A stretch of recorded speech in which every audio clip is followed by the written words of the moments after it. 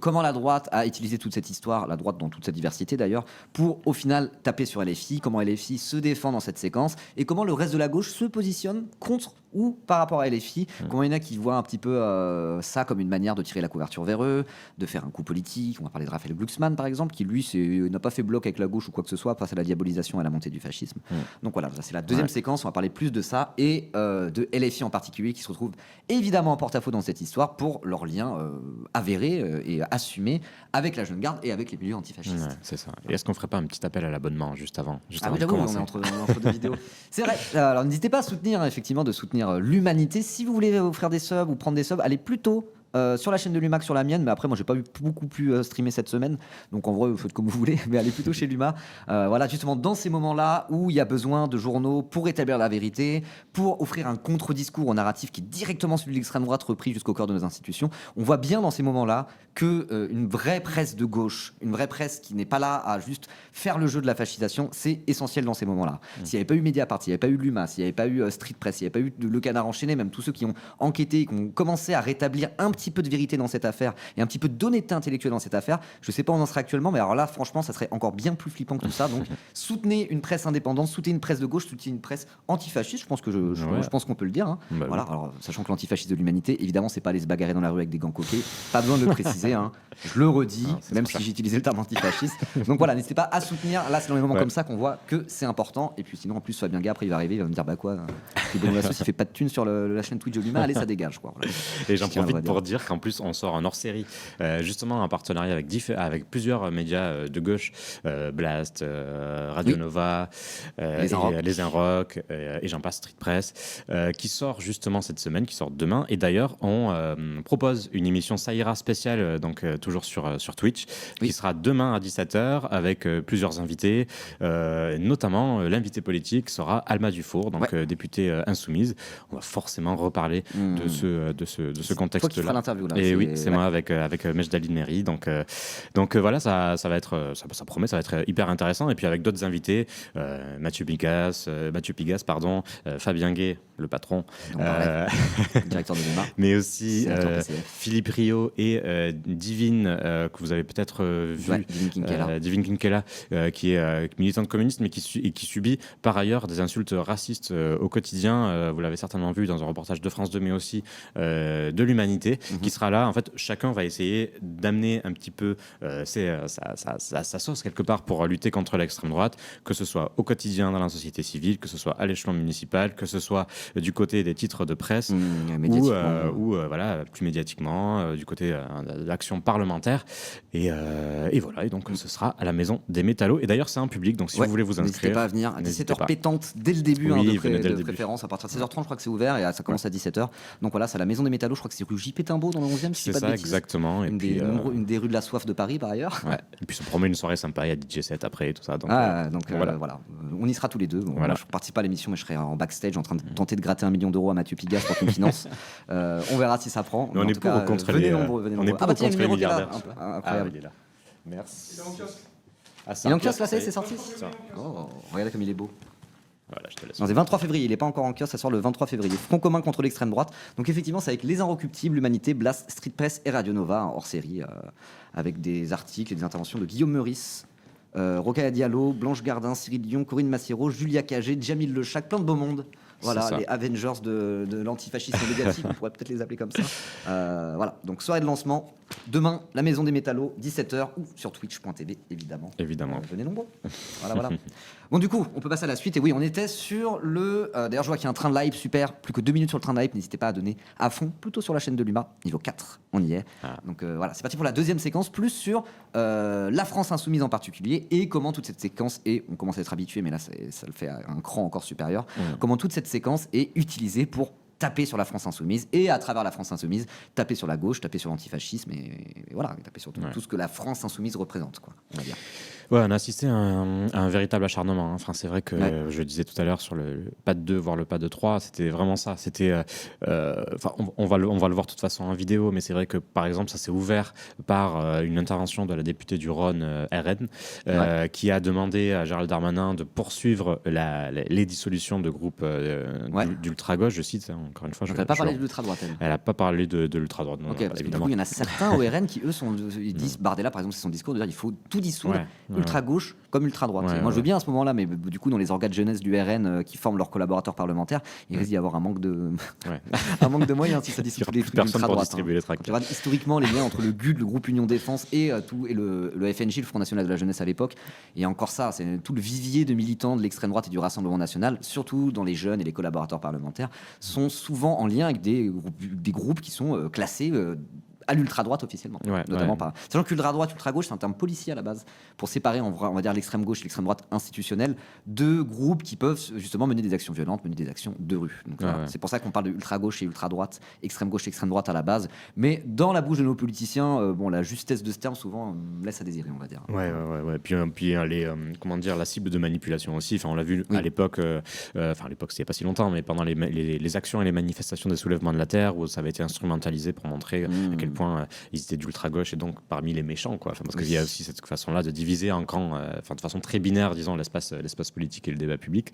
Mais pour revenir à l'Assemblée, c'est vrai que donc il y a cette députée RN qui, on la verra pas, mais voilà, qui a ouvert le bal, qui a parlé qui a demandé à Darmanin et au ministre de l'Intérieur, mais qui était en Algérie, donc il n'était pas là, il pouvait pas répondre, mais de continuer de poursuivre la dissolution des groupes d'ultra-gauche, mais qui demandait des moyens supplémentaires et qui demandait aussi à classer les groupes antifascistes comme groupes terroristes. Donc, comme Trump exactement, et elle n'a pas cité Trump, elle a dit comme d'autres démocraties. Donc, comme la démocratie américaine, très démocratique en ce moment. Exactement. Trump a un rapport à la démocratie. Démocratie en très pourquoi bonne ne pas santé. prendre exemple sur Donald Trump, Ah bah oui. après tout. Oui. Voilà. Je serais pas gauchiste un peu. Peut-être un petit peu. Alors, la ville dont tu parles, ça serait pas Tiffany Joncourt par hasard? Oui, exactement. Ok, d'accord. Parce que du coup, Tiffany Joncourt a dit, je cite, il ressort des témoignages que la mouvance Antifa porte une lourde responsabilité dans ce meurtre. Quand allez-vous les dissoudre et les reconnaître comme terroristes? Voilà. Ce qui n'est même pas le discours de sa famille politique à proprement parler. Normalement, c'est censé être plus ni ultra-gauche ni ultra-droite. Tous ceux qui sont violents, c'est hors de la République. On dissout tout. Le président du Rassemblement National, Jordan Bardella, l'a dit ce matin encore sur Europe 1. Donc, Et ce qui est intéressant, c'est ça. Donc il y a Antoine Rouget de Mediapart, que vous connaissez peut-être, du coup, qu'on salue. Mediapart qui a fait un super boulot et un super dossier sur toute cette affaire depuis 2-3 jours. Là, franchement, ils sont très très chauds, Mediapart. Voilà, donc... certains dans le chat qui n'aiment pas Mediapart pour des raisons tout à fait légitimes, quand même reconnaissez que dans les moments comme ça, on est bien content qu'il y ait Mediapart en France. Bref, peu importe, ça c'était bon. Donc voilà, Antoine Rouget qui fait un rappel concernant cette députée Tiffany Joncourt. La députée Tiffany Joncourt, que le RN a désignée pour réagir à la mort de Quentin Derenque, est mariée à Maxime Gaucher, dit Merck, figure identitaire condamnée pour des violences sur une photographe et 2 policiers pendant la manif pour tous. Donc elle parle de la violence en politique est inacceptable, il faut dissoudre les groupes Antifa, etc. À ce moment-là, ok, très bien, tu peux avoir ce discours, mais à ce moment-là, c'est ultra-gauche et ultra-droite. Même Bardella les met dans le même panier quand ça parle de dissoudre des groupes. Et en plus, à ce moment-là, quid de son propre mari qui a été condamné pour violence sur une photographe et 2 policiers en marge de la manif pour tous. C'est là qu'on voit l'hypocrisie. C'est même pas un 2 poids 2 mesures, là, c'est de l'hypocrisie du mensonge de la part de l'extrême droite et donc du Rassemblement National. C'est ça. Donc du coup, on va regarder quelques extraits et tenter de réagir un petit peu plus aux différents extraits, notamment ce qui s'est passé à l'Assemblée nationale hier. Pardon, j'ai pas rebondi parce que je me souvenais plus ce que je voulais dire. Un petit moment de flottement, c'est rare. D'habitude, ça roule bien, mais là, c'est un des rares moments de flottement. Premier moment de flottement depuis qu'on a commencé l'émission il y a 6 mois. Donc, on s'en sort bien. Ça se fait en prolongeant le train de la hype, bien sûr. Ce moment de flottement. Mais par rapport à ce que tu disais, par rapport au fait qu'elle a un discours qui n'est pas celui de Marine Le Pen ou de Jordan Bardella, ça c'est quelque chose qu'on remarquait déjà en 2013 au moment de la mort de Clément Méric, militant de gauche à l'époque, qui avait été tué par des groupuscules, des membres de groupuscules d'extrême droite. Et d'ailleurs, encore une fois, je fais vraiment de la promo aujourd'hui, mais il y a un papier dans l'UMA du jour par Bruno Ritt qui essaie de comparer en fait le traitement médiatique et politique des 2 affaires en fait, et qui montre qu'en fait déjà à l'époque, Marine Le Pen essayait de se montrer en pleine campagne de dédiabolisation. C'était au début, en disant il faut dissoudre tout le monde, quoi, en gros. Mais en fait, ça c'est le vernis. C'est pour forcément plaire d'une certaine façon à la sphère médiatique et politique, se montrer respectable. Mais derrière, les bons soldats, les lieutenants, les des militants, mais aussi les élus parlementaires, eux se chargent de montrer et d'envoyer le message qu'ils visent surtout l'extrême gauche et qu'ils ne s'éloignent pas tant que ça de l'héritage de Jean-Marie Le Pen. Oui, sachant que historiquement, effectivement, il y a beaucoup de liens. C'est juste que la seule différence, en réalité, c'est qu'ils l'assument beaucoup moins. Même si dans les milieux vraiment nationalistes et les milieux de fachos un peu plus hardcore que ce qu'il y a au RN, il y a aussi toute une mouvance qui tend à dire que le RN de Marine Le Pen, il s'est trop adouci par rapport à l'époque de Jean-Marie Le Pen, etc. etc. Mais bon, dans l'ensemble, ils sont quand même en soutien critique au RN de manière générale. C'est juste que ça l'assume beaucoup moins, quoi. Voilà. Donc je te propose de commencer en regardant notre ministre de la Justice, notre garde des Sceaux, l'inénarrable Gérald Darmanin, bien sûr, qui, du coup, pendant ses questions au gouvernement, a pris la parole et voir un petit peu ce qu'il raconte sur tout ça, quoi. Voilà. Alors, attends, juste, c'est ici, c'est parti. Vous posez, madame, la question des groupuscules qui utilisent la violence physique pour mettre leurs idées en Alors, je tiens à le redire, Darmanin a lui-même dans sa jeunesse eu des liens avec l'Action française. Voilà. Premier qui tue, comme vous l'avez dit, ma présidente, il avait des liens, pas de mort lente, comme le disait Brassens, mais physiquement, déplaçant ainsi une démocratie en état de sauvagerie. Comme ministre de l'Intérieur, j'ai dissous de nombreuses associations d'ultra-droite et d'ultra-gauche. Et nous devons continuer à les dissoudre, comme l'a fait Bruno Retailleau lorsqu'il l'a proposé, et comme va continuer à le faire, vous le savez, Laurent Nunez. Et oui, vous aurez le gouvernement toujours à vos côtés, et j'espère le Parlement aussi, lorsqu'il faudra mettre fin à des actions et des agissements qui sont contraires à toute la démocratie. Ok, donc c'est un peu ce qu'on disait, il dit ultra-droite, ultra-gauche, tout ce qui est groupuscule violent, on dissout. Très bien. Ouais. Je pense que, vous l'avez dit également, la brutalisation de la vie politique doit arrêter. Vous l'avez dit, M. Glucksmann l'a dit aussi, je voudrais souligner l'unanimité politique, quasiment l'unanimité politique. Il y a de la brutalisation quand on dit que la police tue alors que 10 à 15 policiers et gendarmes meurent par an. Il y a de la brutalisation lorsqu'on met la tête d'un ministre, en l'occurrence Olivier Dussopt, sur un ballon de football et on se déchaîne sur lui. Il y a de la brutalisation lorsqu'on justifie l'action de la jeune garde et qu'on investit aux candidats. Alors pour l'instant, il ne parle que de la France insoumise. Voilà, il pourrait dire qu'il y a de la brutalisation de part et d'autre, quand tatati tatata. Enfin, je sais pas. Oui, Jérôme Guedj qui a traité Mélenchon de salopard. Littéralement, il l'a traité de salopard. Gérard Larcher qui a parlé de Jean-Luc Mélenchon en disant qu'il ferme sa gueule, alors que c'est le président du très respectable président du Sénat. Si on veut pas, de la même manière, si on veut avoir un discours sur la brutalisation de la vie politique, etc., pourquoi pas? Mais ce deux poids deux mesures et ce manque de bonne foi de la part de absolument tout le monde à partir du PS, en gros, genre, j'en peux plus, quoi. Je n'en peux plus. Bah ouais. Puis alors moi, il y a un truc qui me choque dans la prise de parole de Darmanin, c'est d'abord le gouvernement sera toujours à vos côtés. Il faut pas oublier quand même qu'il s'adresse à une députée Rassemblement National. Là, il s'adresse pas à toute la représentation nationale. Enfin, s'il le fait évidemment, mais là, il répond à une question du Rassemblement National. Et puis après, ces liens là qu'il fait, il cible ostensiblement la France insoumise, mais il oublie encore une fois que face à lui, il a une députée du RN qui pendant des semaines a essayé de décrédibiliser la justice en disant que c'était des juges rouges, etc. Enfin, il y avait un discours profondément anti-républicain, séparatiste même d'une certaine façon, et ça, il oublie de le rappeler. Il préfère rappeler que parler de la police tue, c'est brutaliser. Bah non, peut-être que en fait, c'est plutôt de tuer, plutôt que les policiers tuent, c'est peut-être ça la brutalité. Mais bon, voilà. Olivier Dussopt, alors j'entends, mais bon, c'est quoi le rapport en fait, voilà. Et puis enfin, et à la fin, il se fait Raphaël Arnaud, quoi. Enfin, il se fait plaisir. Et encore une fois, n'importe qui suit la politique depuis, je sais pas, qui a fait des manifs en 2016, 2017 et tout. Il y en a peut-être dans le chat qui ont fait les manifs pour la loi de travail quand c'était Macron ministre de l'économie. À l'époque, il y avait un bon gros black bloc en tête de cortège, etc., etc. C'est un moment où on parlait beaucoup du black bloc, des milieux antifa, de ce genre de choses. Et à ce moment-là, en 2016-2017, tous ces milieux-là, ils s'en foutaient de Jean-Luc Mélenchon. Pour eux, la France insoumise, c'était des sauces d'em moudus gag, ils s'en foutaient en réalité, vraiment. Ils étaient en mode genre non, on est là pour aller à la bagarre, etc., etc. Les groupes antifa qui effectivement vont en contact dans la rue face à des faf, etc., historiquement, ils s'en foutent de la France insoumise. Ils ont certainement pas entendu que Jean-Luc Mélenchon parle fort à la télé pour aller au contact avec des fachos dans la rue, genre. Mais enfin, vraiment, dire ça, c'est totalement con. Il suffit de connaître un tout petit peu de loin, juste connaître un peu le mouvement social français, connaître un tout petit peu les mouvements antifa français pour savoir à quel point ce discours, c'est de l'instrumentalisation pour taper sur LFI, alors que ces groupes-là n'ont jamais eu besoin de LFI pour exister, en fait.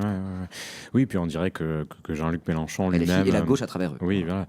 Mais on dirait que la gauche, en général, a envoyé les militants antifa à la bagarre, au casse-pipe, alors qu'évidemment que non. Alors après, les antifas font partie de l'écosystème de gauche, on les considère comme des camarades ou pas, il y a des débat au sein de la gauche, voilà, selon qu'on soit au Parti Socialiste ou au NPA, évidemment. Et alors oui, Jean-Luc Mélenchon a dit ce sont mes jeunes camarades, il les a salués comme tels.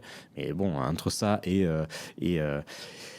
tolérer un meurtre, et surtout qu'en plus tuer ne fait pas partie de la doctrine antifasciste, évidemment. Oui. Donc ça, il faut le rappeler, mais évidemment. Ou de la doctrine de la jeune garde ou de quoi que ce soit. Oui, moment, c'est donné, ils disent on est là pour tuer des fascistes. Ils présentent ça, la jeune garde, comme de l'autodéfense populaire. Et en vrai, tout ce qui est antifascisme politique, on va dire de rue entre guillemets, parce qu'il y a d'autres types d'antifascisme. L'antifascisme, c'est très très large en réalité. Mais ce type d'antifascisme-là, il se revendique de l'autodéfense populaire. Donc c'est s'il y a des descentes de FAF dans nos quartiers, etc., on sera là pour répondre, parce que la police de toute façon va pas le faire. C'est ça la doctrine de base de l'antifascisme, y compris l'antifascisme de rue, y compris l'antifascisme de gens qui vont aller se battre. Mais le but, c'est pas d'aller choper des fachos au pif et les tuer dans la rue. Ça n'a jamais été ça, y compris la jeune garde, et y compris tous les groupes antifa qui existent depuis le début des années 80. Complètement. Et il faut se souvenir. Ça me paraît important de le préciser. Et on peut très bien dire je sais pas, LFI qui se dit bah oui, la jeune garde c'est nos camarades parce qu'ils sont antifascistes. Il pourrait très bien dire c'est nos camarades, mais ça veut pas dire qu'on cautionne quand un de nos camarades a fait un truc comme tuer quelqu'un à coup de pied dans la tête dans la rue en fait. Oui, puis il y a tout ce débat. Désolidariser de ce qui s'est passé, c'est pas désolidariser de l'intégralité de l'antifascisme français ou de la gauche, quoi. Ouais.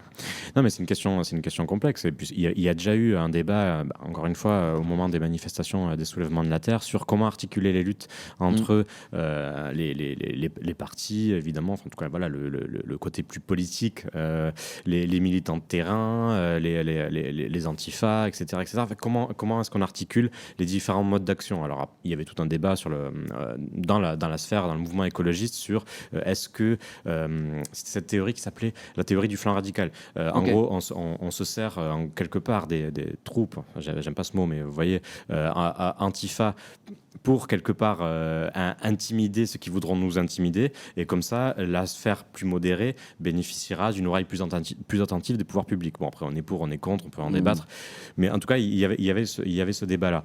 On peut encore avoir ce débat là à gauche en se demandant est-ce que le mouvement antifasciste a une place dans notre camp politique et social pour aller chercher certaines conquêtes, si oui, comment, par quelle méthode, etc., etc. Par contre là, le débat tel qu'il est amené dans les médias ou par Gérald Darmanin, etc., c'est est-ce que vous les reconnaissez comme des camarades ou non, et si c'est oui, vous êtes des assassins comme ceux qui ont tué Quentin. Non, en fait, on peut pas accepter ce narratif-là, on peut pas accepter ces termes-là, c'est beaucoup, beaucoup plus complexe, et il suffit d'avoir un minimum de culture politique à gauche pour savoir que ce sujet-là ne peut pas être tranché de cette façon-là. Et puis tu l'as expliqué tout à l'heure sur l'autodéfense notamment. Il faut se rappeler pourquoi la Jeune Garde en 2018 a été créée. Oui. C'est parce qu'à Lyon, notamment, des personnes qui n'avaient rien à voir, simplement participaient à des marches des fiertés ou étaient de simples militants, se faisaient attaquer. On ne pouvait même plus se rassembler sans être attaqué par des groupuscules d'extrême droite à coups de barre de fer.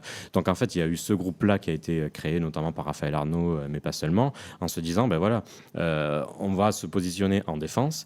Et c'est vrai, ils le disaient, s'il faut aller à la confrontation physique, on ira. Évidemment, pas jusqu'à la mort, évidemment. Mais il y avait cette question-là de, vu qu'il y a un vide, vu que les autorités ne nous protègent pas et que la gauche ne peut même pas siéger parce qu'en fait, elle est malheureusement menacée, harcelée, etc., en fait, on va faire le travail nous-mêmes.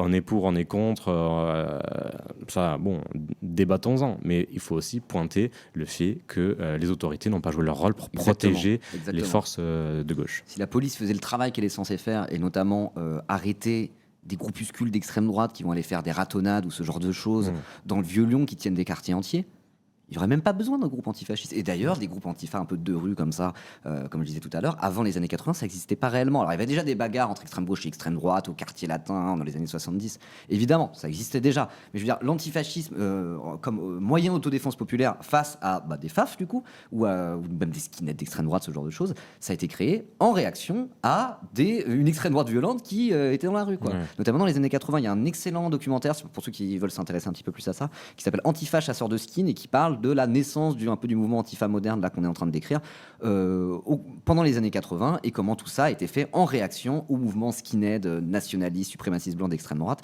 qui sévissait dans le centre de Paris et qui faisait la terreur pendant un moment, quoi.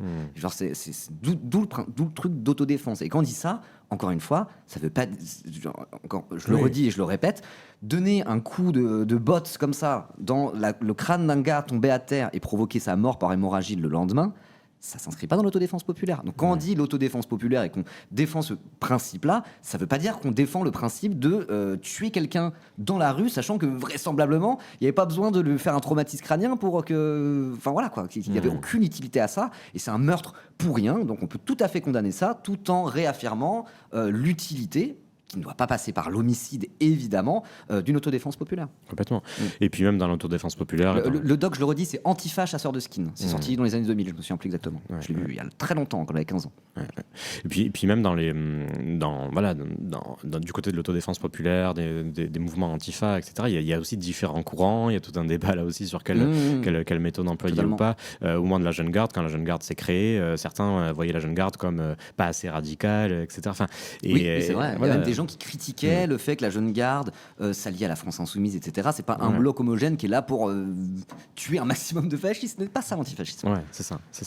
Mais bon, c'est important de replacer le truc parce que c'est vrai que dans les médias, on n'en parle pas. Antifa égale ultra-gauche, égale rouge, égale assassin. Égale LFI, égale islamo-gauchiste, égale je sais pas quoi. Bref, alors je vous propose c'est facile d'être de droite en fait. Tu mets tout le monde un peu dans le même panier. On finit. Darmanin, je propose d'avancer parce qu'on a plein de petits extraits. On n'a pas parlé de. J'aimerais bien quand même montrer un petit peu LFI derrière. Donc il y a aussi Laurent Wauquiez, pendant les questions au gouvernement, qui a pris parole, évidemment, pour toujours extrêmement. Sans faire preuve de beaucoup d'habilité, parce que c'est pas un très bon politicien, Laurent Wauquiez, en réalité. Il a un parcours un peu d'élite qui fait qu'il a une position quand même assez élevée dans la hiérarchie LR, mais en vrai, il est pas très très talentueux, bref, peu importe. Donc qui a décidé aussi de parler de ça, probablement en faisant un pas dans la direction de l'outrance, comme il aime bien le faire. Voilà. Monsieur le Premier ministre, toutes nos pensées vont d'abord évidemment à la famille de Quentin, qui a perdu son enfant. Dans notre région, dans notre ville, un fils qui est mort, parce qu'il défendait ses idées, victime de la haine et de la barbarie. Ce n'est pas un fait divers. C'est le résultat de la banalisation de la violence politique. Il appartiendra à la justice de condamner, mais il appartient à chacun d'entre nous ici de dénoncer les responsabilités politiques qui ont mené à cette violence. Et cette violence ne vient pas de nulle part. Aujourd'hui, l'extrême gauche a du sang sur les mains. Elle a du sang sur les mains quand elle a cautionné Notre-Dame-des-Landes. Elle a du sang sur les mains quand elle qualifie le Hamas de mouvement de résistance. Elle a des sangs sur les mains quand elle a osé ici, dans cet hémicycle, avoir des députés d'extrême gauche qui ont applaudi l'un des leurs, fiché S, qui a osé proclamer dans cet hémicycle « Vive la Jeune Garde ». Cette violence, c'est celle que... Ça pose la question effectivement des liens, parce qu'on dit LFI pas l'extrême gauche, et c'est vrai, mais du coup via la Jeune Garde, on peut dire qu'ils ont quand même un lien avec l'extrême gauche, et là ça vient poser cette question pour le coup. C'est pas ce que dit Laurent Wauquiez, parce que Laurent Wauquiez il dit un peu n'importe quoi, mais c'est vrai que se pose cette question, classification à l'extrême gauche ou pas, les liens avec la Jeune Garde, là-dessus il y a un truc qui est un peu pas clair quand même. Voilà. Je tiens à le dire, mais dans tous les cas, de là, c'est un lien, mais c'est pas un lien de cause à effet. Et c'est sûrement pas Jean-Luc Mélenchon qui a dit la Jeune Garde, allez tuer des fascistes pour moi dans la rue, let's go. Et puis après, ils ont été tués des gens au pif. Enfin, dans sa tête, t'as l'impression que c'est ça. T'as l'impression que les groupuscules antifa, mais aussi les groupuscules fascistes finalement qui pratiquent la violence de rue, ils sont là, ils ont attendu que, je sais pas, ça défende la Palestine ou que Mélenchon il parle trop fort à la télé pour décider d'aller se taper dans la rue avec des gants coquets, alors que ça existe depuis 40 ans, quoi. Voilà, on se répète un peu. Subissent des étudiants dans nos universités au quotidien. Cette violence, c'est celle qu'a voulu Jean-Luc Mélenchon comme un outil politique, quand il a déclaré qu'il fallait tout conflictualiser, quand il a osé, en s'adressant à des mouvements d'ultra-gauche, ultra-violents, leur dire « continuez, Jeune Garde ». Lui qui ose aujourd'hui dire que c'est nous qui sommes agressés. Non, ce n'est pas l'extrême gauche qui est agressée, c'est l'extrême gauche qui agresse. Non, ce n'est pas la police qui tue, c'est l'extrême gauche qui tue. Non, ce n'est pas l'extrême gauche qui défend la morale de la République. Aujourd'hui, c'est l'extrême gauche qui menace la République. Et Monsieur le Premier ministre, tout ceci doit cesser. Simplement, la République, vu les hommages que c'est en train de faire et la direction c'est en train de prendre, est-ce que c'est vraiment un concept tout aussi opérant pour dire que c'est bien par rapport aux autres ? Enfin, je sais pas. Ouais. Ils sont tellement en train de salir tout ça, quoi. Ouais. Parce que c'est censé représenter que la République, que vraiment dans leur bouche, j'ai envie d'être républicain, alors que j'ai vraiment cette sensibilité-là de base, moi. C'est sur l'idéal républicain un peu, mais moi c'est dur à écouter tout ça pour moi, j'avoue. Puis il y a cette façon-là de tout mélanger, en fait. Que fait Notre-Dame-des-Landes avec le Hamas, puis la Jeune Garde applaudit, et puis la théorie de Jean-Luc Mélenchon sur le fait de conflictualiser la vie politique, etc. Enfin, même le fait de conflictualiser la vie politique, on peut en parler, ça peut s'expliquer.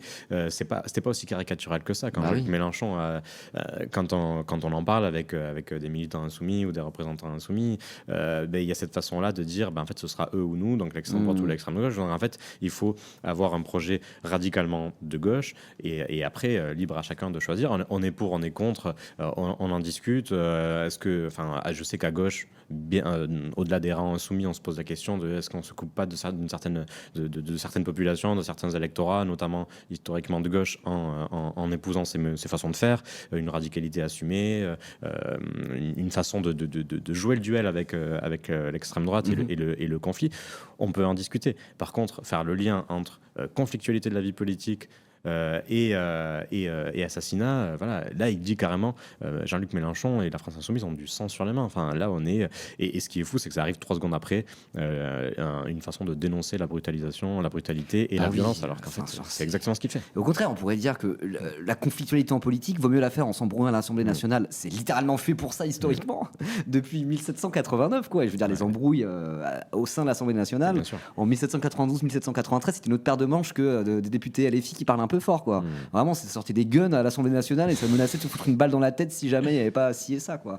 Je sais plus qui c'est qui a fait ça. Je confonds. Non, c'est pas Marat, mais je confonds. Il y a une histoire comme ça, c'est une histoire vraie. Donc justement, l'Assemblée nationale, c'est censé être le lieu d'une conflictualité qui ne passe pas par de la baston de rue et avec le risque de s'entretuer quoi. C'est justement le but même de l'Assemblée nationale, c'est d'essayer d'évacuer la conflictualité de la politique et de la politique institutionnelle et de la politique démocratique. Je veux dire, la conflictualité, où est-ce qu'elle va s'exprimer à la fin ? Elle peut s'exprimer dans la rue, elle peut s'exprimer à coups de barre en fer, de gants coquets, et à la fin, il y a des morts, quoi. Donc ce discours-là, non seulement il est complètement con, il est complètement faux, mais en plus, c'est au contraire, c'est le contraire de ce qu'il faudrait dire, quoi. Ouais, complètement. Et puis, je vois dans le chat que... C'est antidémocratique, quoi, vraiment. Ouais. Ah bah oui, totalement, et anti-républicain, parce que... Mais je vois dans le chat que on dit c'est une façon de délégitimer l'opposition, c'est exactement ça. On est dans une séquence, en plus, où on est juste après le classement à l'extrême gauche de la France Insoumise par Laurent Nunez, par le ministère de l'Intérieur. On est juste après une autre séquence sur la France Insoumise antisémite. On est qui elle-même arrivait juste après la séquence France Insoumise alliée du Hamas, etc.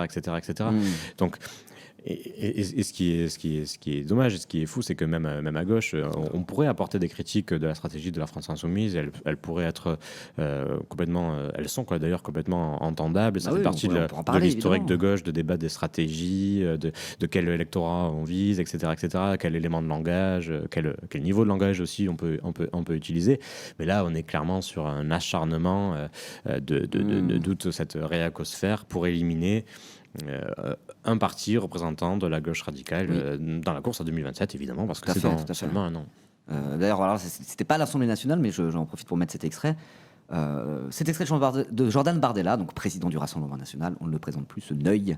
Il était sur Europe 1 ce matin, enfin sur CNews, c'était pas sur CNews Europe 1, c'était sur les deux en même temps, donc la chaîne de Bolloré qu'on ne présente plus, etc. Et donc du coup, il a évidemment profité pour diaboliser LFI, etc. LFI, le parti de l'hyperviolence, un titre quand même Europe 1. On a vu un bandeau aussi, je sais plus sur quelle chaîne c'était il y a quelques jours. LFI, le nouvel ennemi. Ennemi de qui ? Ennemi de quoi ? C'est incompréhensible, mais c'est vraiment en train de... Parce que quand même, c'est le premier parti de gauche en France, LFI. Alors après, certains à gauche disent non, c'est pas vrai, nanana. Bon, soyons un peu pragmatiques. De fait, c'est le premier parti de gauche en France, la France Insoumise aujourd'hui. Non, mais là, ça part complètement n'importe quoi. On le voit sur les médias Bolloré, mais pas seulement. On en parlait un petit peu tout à l'heure avant de commencer le stream, mais je sais pas si vous avez vu la une de Marianne, on va pas la montrer pour faire de la pub, mais en gros, il y a écrit antifasciste et le anti est barré. Là aussi, ça part sur du n'importe quoi. Et ce qui est intéressant, c'est que Marianne, il y a 2 semaines, quand ils ont fait un dossier sur la France Insoumise racialiste, etc. Le papier de tête commençait par la France Insoumise, quand on n'est pas d'accord avec eux, ils n'ont qu'un mot à la bouche, facho. Oui, en fait, 2 semaines après, vous les traitez de fachos aussi. Donc, vraiment, on voit les antifascistes sont les vrais fascistes, quoi. On est là, on en est là, même chez Marianne, quoi. Marianne, c'est censé être un journal de gauche à la base, à l'origine. J'y ai travaillé, donc. T'es barré avant que la chapeau arrive. Juste après. Juste après, mais on était en désaccord. À ce moment-là, donc t'as bien fait. On est mieux à l'UMA, du coup. J'ai eu l'asile politique.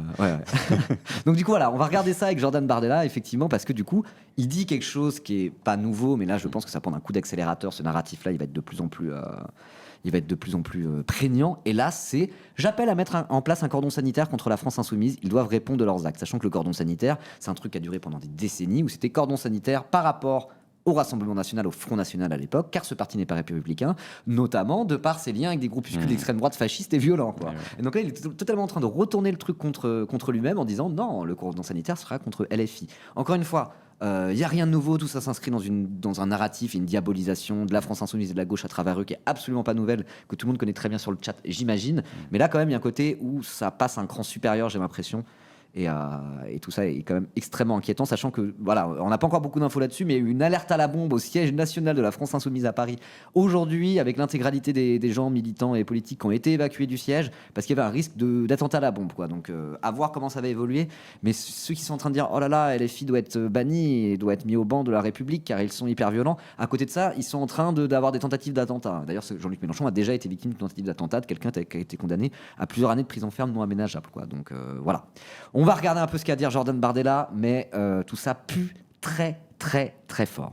Jordan Bardella, nous sommes sur CNews et Europe 1. Encore un mot de Jean-Luc Mélenchon. Hier, dans une allocution, il a renouvelé son soutien à la jeune garde, estimé que la mort de Quentin était au fond un moment d'intensification politique de la lutte contre l'extrême droite. Et il dit, évidemment, tout a été truqué, arrangé pour faire croire à une expédition du service d'ordre insoumis pour traquer un pauvre malheureux. Oui, bah alors du coup, si vous regardez la VOD YouTube, allez voir l'autre VOD YouTube où on reparle un peu de tout le traitement médiatique qu'il y a eu, de tout le narratif qui a été battu en brèche par le travail des journalistes qui ont rétabli un petit peu de vérité. Oui, comment donner tort à ce que vient de dire Jean-Luc Mélenchon ? Effectivement, tout a été monté en épingle de A à Z pour faire des liens avec LFI, pour faire des liens avec Rima Hassan, pour faire des liens avec la gauche institutionnelle, alors que c'était pas un guet-apens, c'était une bagarre de rue qui a fini avec la mort malheureuse d'un jeune homme, quoi. Voilà. Il renverse l'accusation. En fait, il dit, mais c'est parce qu'en fait, il s'agissait de lutter contre l'extrême droite. Qu'est-ce que vous lui dites ?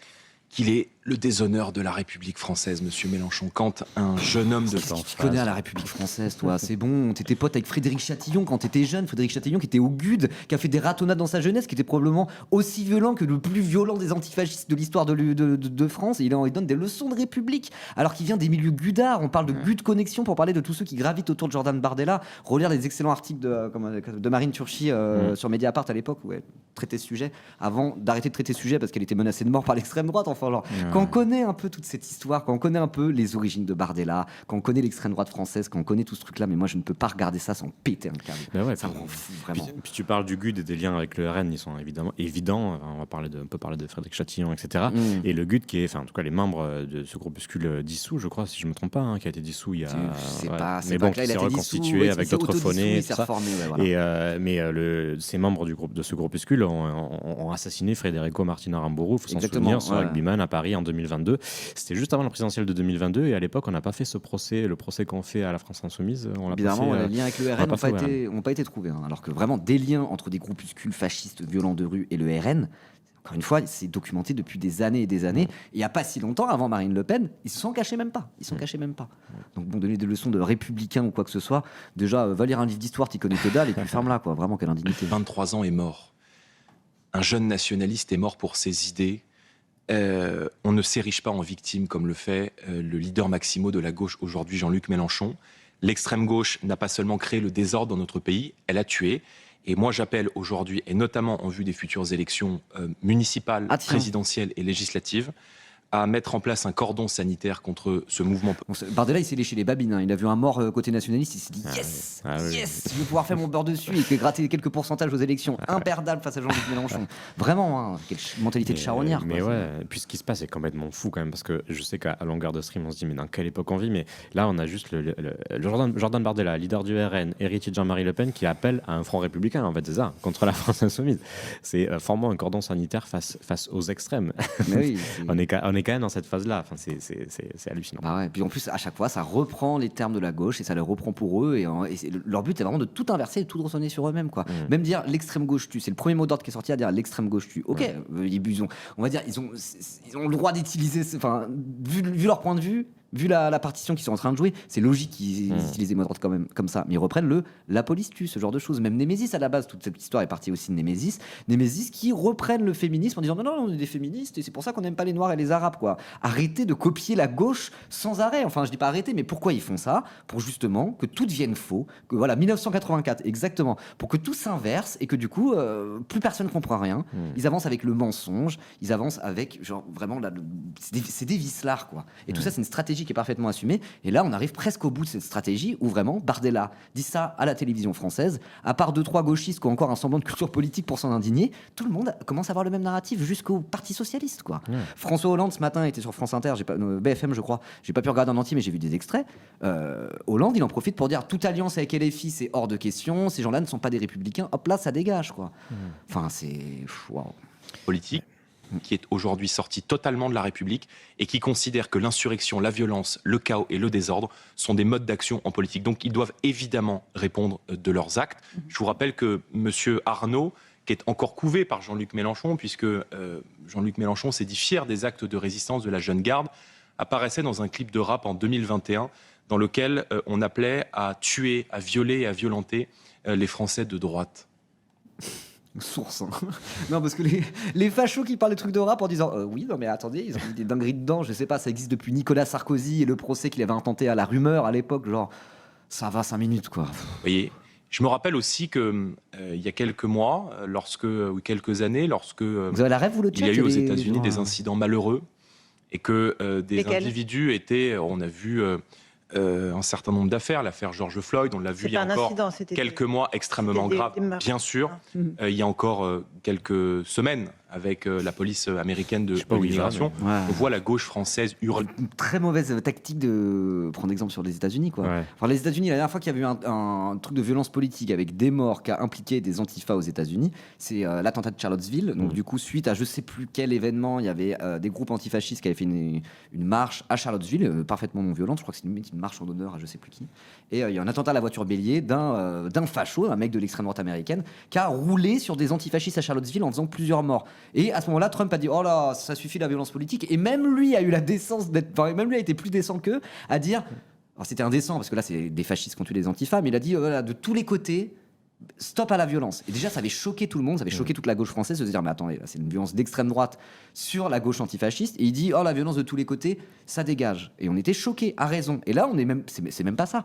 Là, c'est qu'il y a un événement et ils disent même pas la violence de tous les côtés, ça dégage. Il y en a certains qui disent le problème, c'est uniquement l'extrême gauche, quoi. Donc je veux dire des choses qui nous choquaient il y a encore quelques années aux États-Unis. Là, on vit pareil, en pire en France, et ça passe comme une lettre à la poste. Quoi.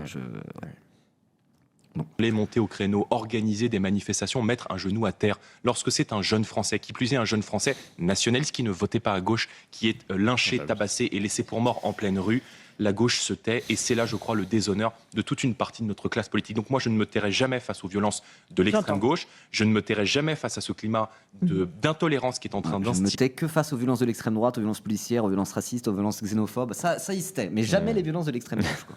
Il est la gauche dans notre pays. Et je vais vous dire, nous avons, pour finir, aussi été victimes, comme responsables politiques, non de gauche, mais plutôt à droite, victimes très régulièrement des attaques de la gauche. Régulièrement, mes séances de dédicaces ou nos meetings, ceux du Rassemblement national, ou nos permanences sont perturbés par des militants de la gauche. Donc... Il est en train de comparer quelqu'un qui est mort dans la rue, qui s'est fait tuer dans la rue, avec lui qui s'est fait enfariner une fois en séance de dédicace, quoi.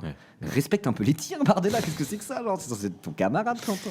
Non, mais il n'y a rien qui va dans cette intervention. C'est dur à regarder. Hein. Quand il parle de George Floyd et il parle d'accident, heureusement que sa chargée de communication, Laurence Ferrari, le reprend. Parce que puis après, quand il décrit Quentin en disant qu'en gros, c'est juste quelqu'un qui vote pas à gauche, bon, voilà, on a déjà parlé de son profil, etc.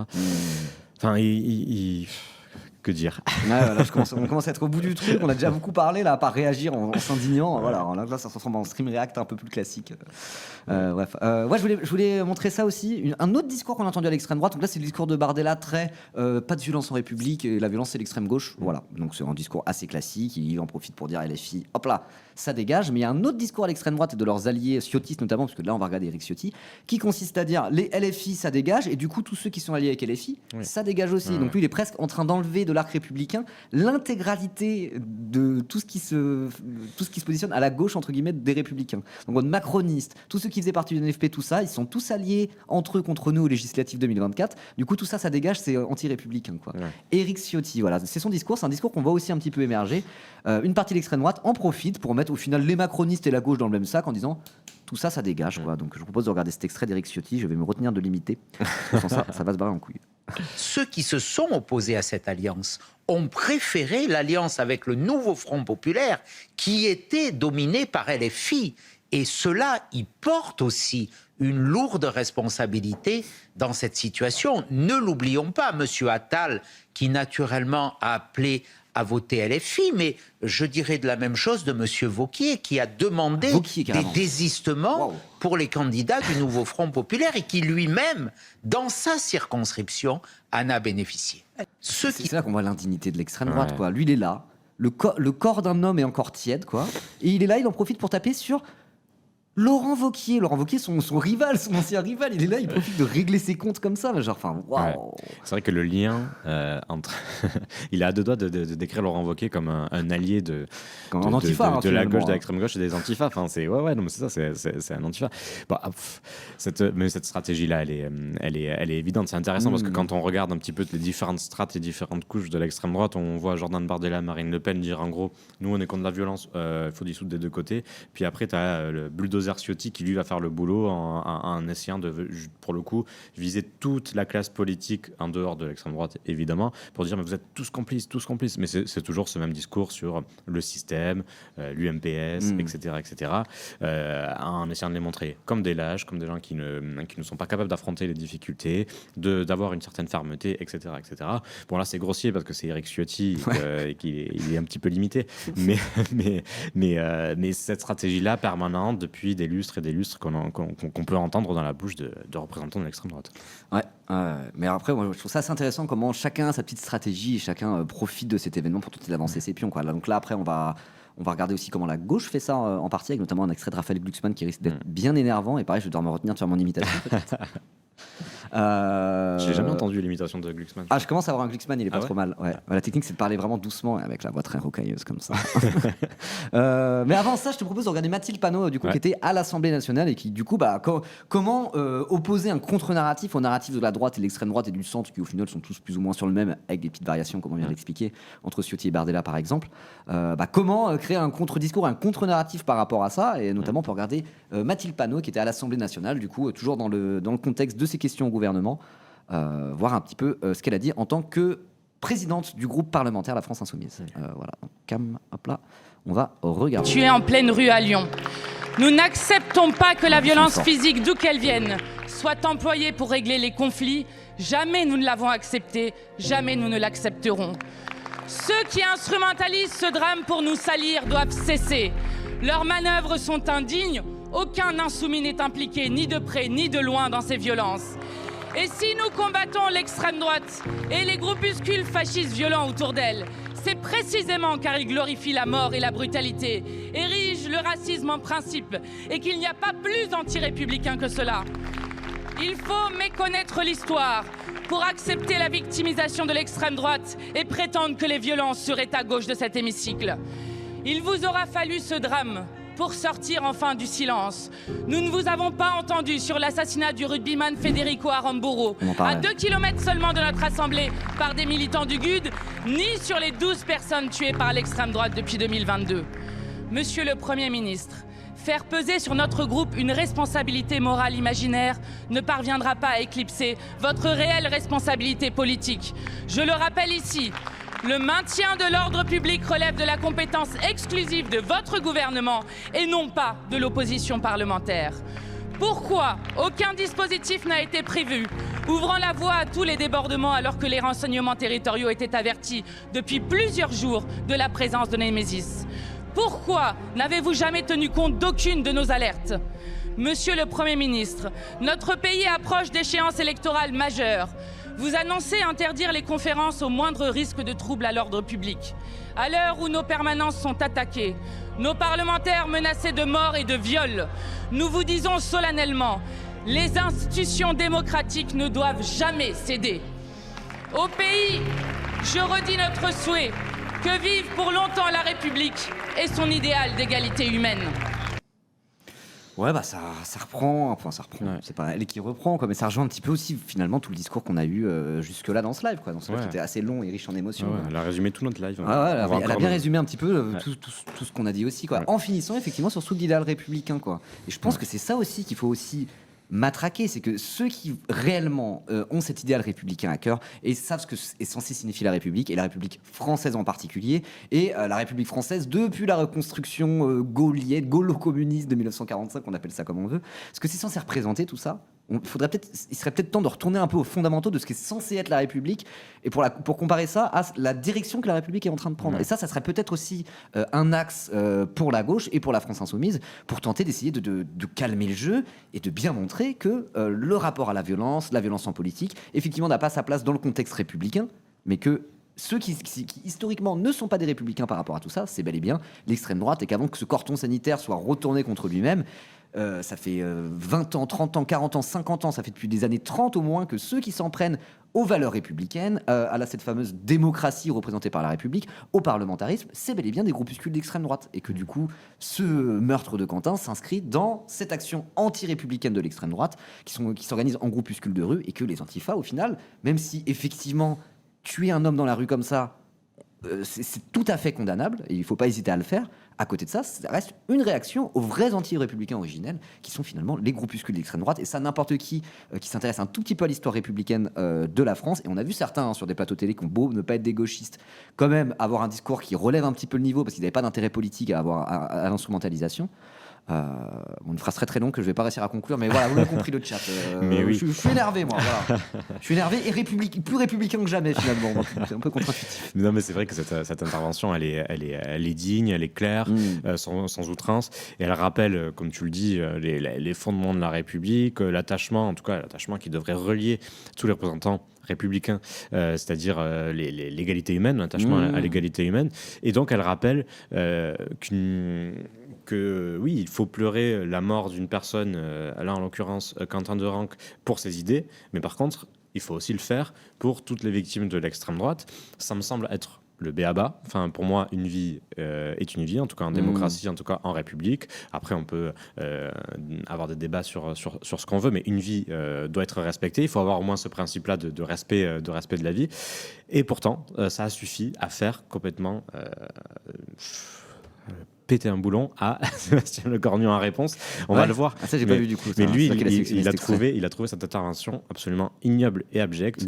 Parce que pour lui, Mathilde Panot met en comparaison des morts, différentes morts, et pour lui, c'est ce qu'il ne faut pas faire, mais c'est pas du tout ce que fait Mathilde Panot. Donc là, on lui fait un procès absolument malhonnête. Puis de toute façon, on va regarder cette intervention. Okay. Vous allez voir, c'est plein. C'est la réponse directement de Lecornu. Vous allez voir, c'est plein d'emphase. C'est vraiment insupportable. Et on note aussi des petits tics un petit peu qui vont nous rapprocher un petit peu Nicolas Sarkozy, qui vont nous rappeler Nicolas Sarkozy. Ok, d'accord. Parce que lui, en plus, il est issu de LR. De base, c'est un Chiraco-sarkozyste, fan de De Gaulle. Quand il avait 12 ans, il s'intéressait. Il était déjà fan de De Gaulle. C'est ce genre de profil très droite républicaine entre guillemets, très Gaulo, Chiraco-Sarkozy. Quoi. Ouais. Ok, donc s'il se retrouve à parler un peu comme Sarkozy, c'est pas forcément étonnant. Ouais. Madame la présidente de l'Assemblée nationale, mesdames et messieurs les députés, madame la présidente Panot, ce que vous venez de faire est absolument ignoble et abject. Attention, il y a 30 secondes d'applaudissements.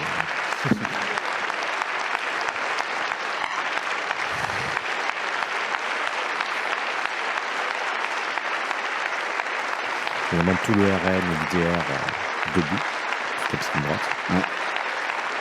Enfin là, cette fameuse convergence entre la droite et l'extrême droite, même entre le centre et l'extrême droite, sur ce genre de séquence-là, mais ça saute absolument aux yeux, quoi. Genre le Premier ministre macroniste, issu de la droite dite républicaine, qui se retrouve directement à se faire une standing ovation par l'extrême droite. Enfin... Je suis en train de regarder s'il y avait... Ouais. C'est Olivier Faure ? Non, c'est pas lui, non, c'est les bancs du gouvernement. Non, c'est le gouvernement. Ouais.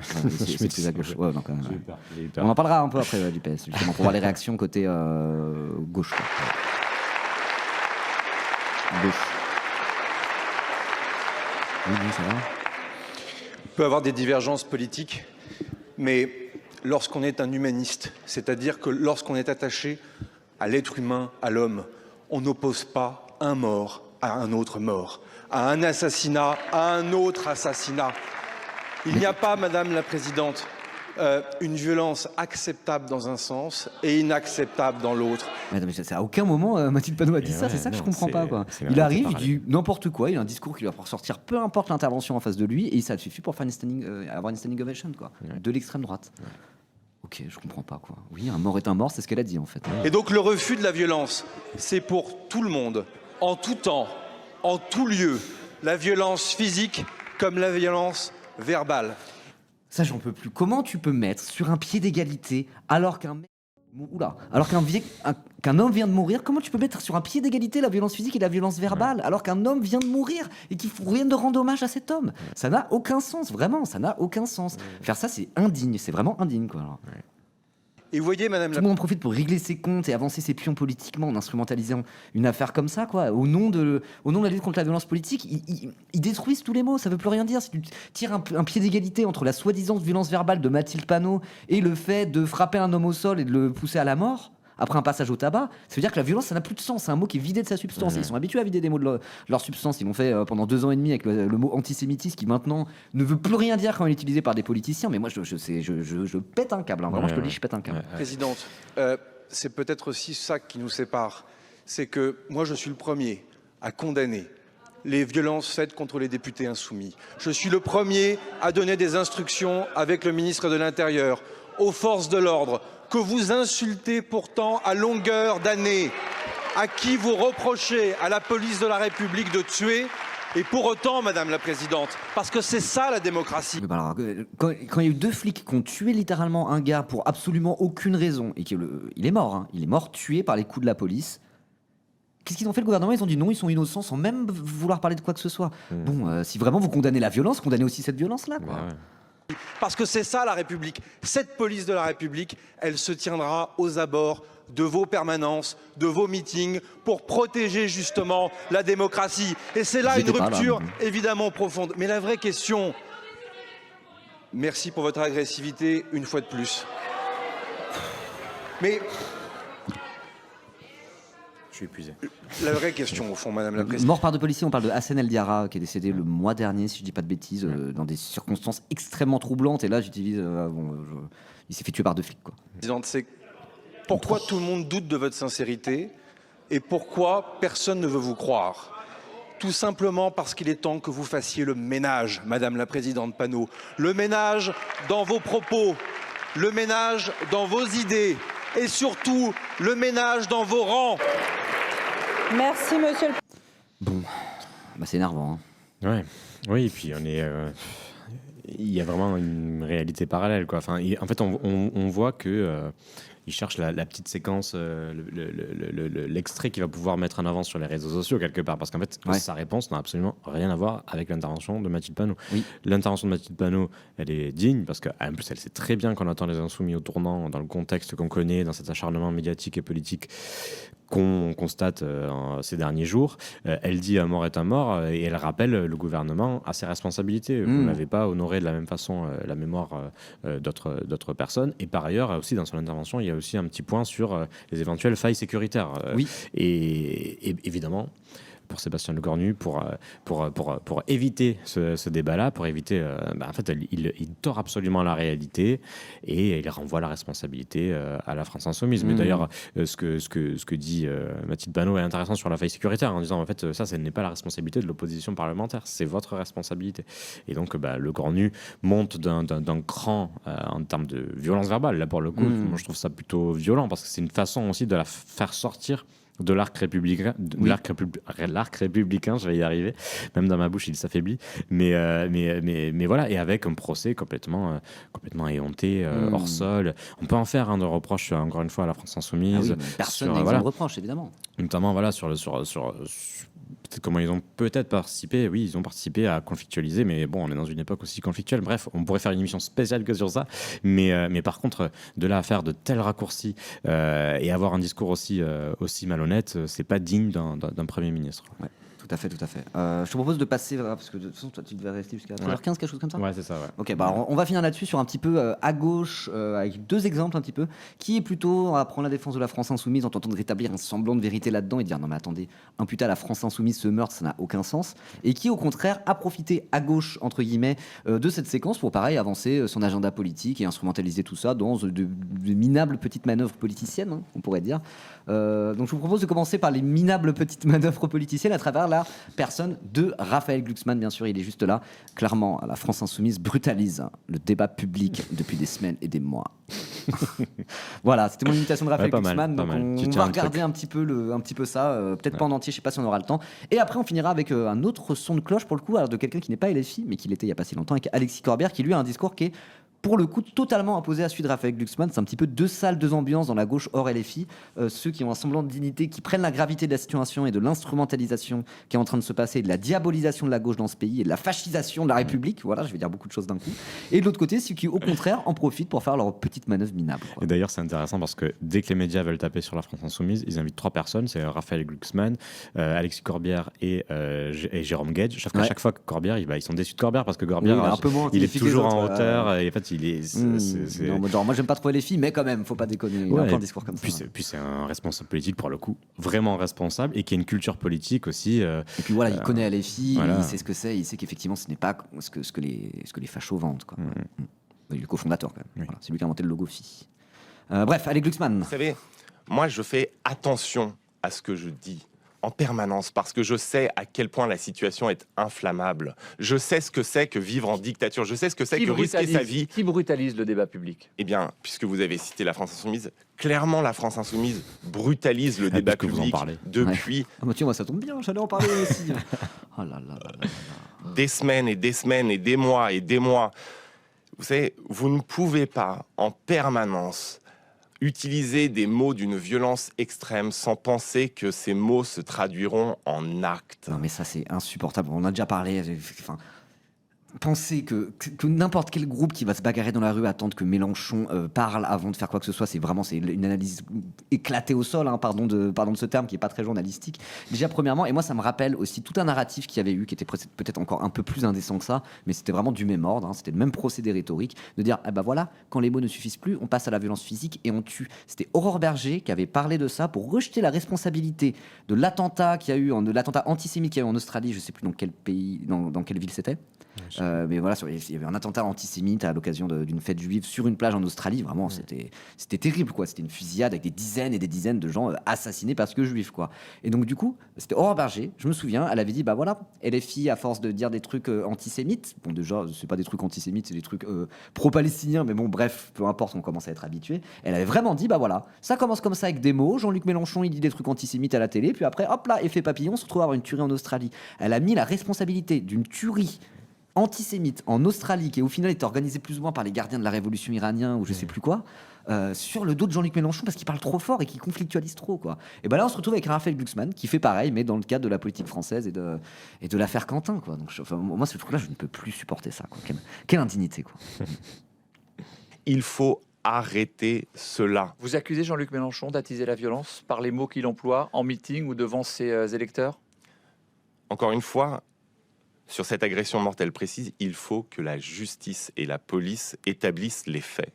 Moi, ce que je dis... Mais sur les mots en politique, vous venez de dire j'entends des mots en politique, de la part de qui ? Ce que je dis, c'est que quand Jean-Luc Mélenchon, Rima Hassan, Thomas Porte, Raphaël Arnaud, tous ces militants, cadres, députés de la France Insoumise, en permanence jettent de l'huile sur le feu.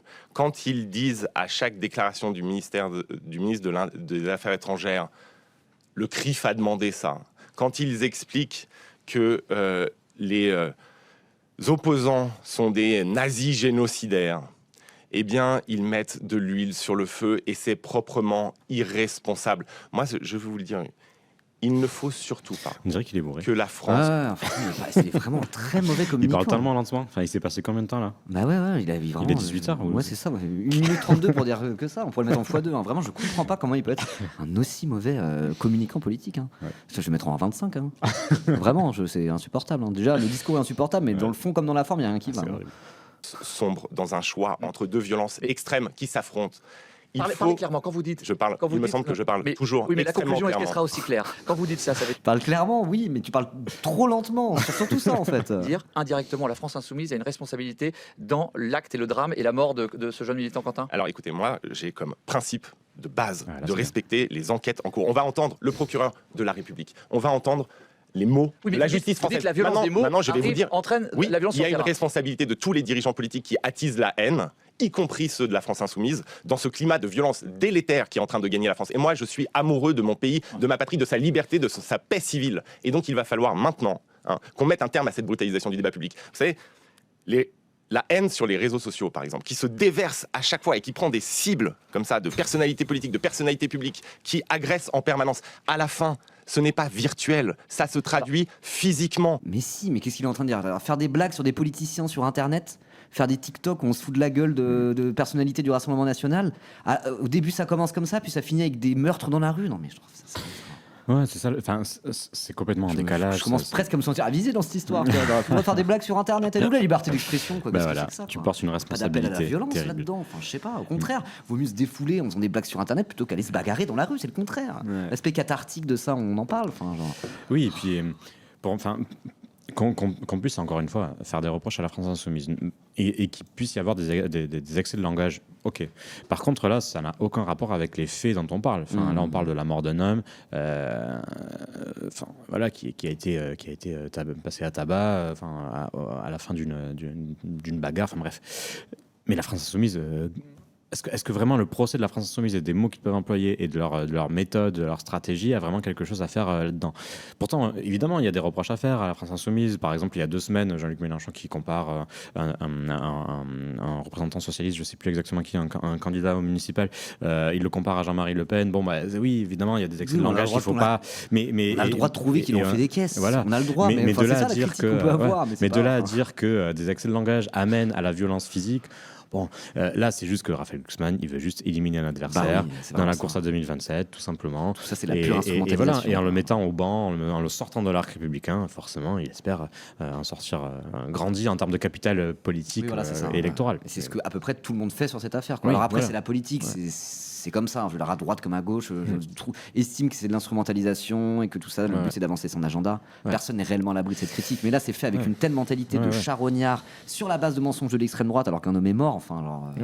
Mais le spectacle, il est terrible. Le spectacle, pour nous qui suivons la politique, mais aussi pour ceux qui la suivent un peu moins, qui la voient, qui l'observent par bribes, c'est quand même terrible. Il y a quelqu'un qui est mort, comme tu le disais, le corps est encore chaud, et chacun est en train de reprendre sa petite tambouille, à mener sa petite guéguerre politique contre le voisin, où on voit des espèces d'alliances contre nature se créer, où des personnes appellent à la dignité tout en étant indignes et violents. Enfin, là, je parle de la Macronie et de l'extrême droite en particulier. Enfin, le spectacle est quand même absolument terrible. Personne n'est à la hauteur, tout en appelant les autres à être à la hauteur. C'est vraiment, on est dans une phase là, c'est compliqué, dans une séquence horrible. Ouais, je sais pas comment on va ressortir de tout ça par le haut, mais ça risque d'être un petit peu complexe.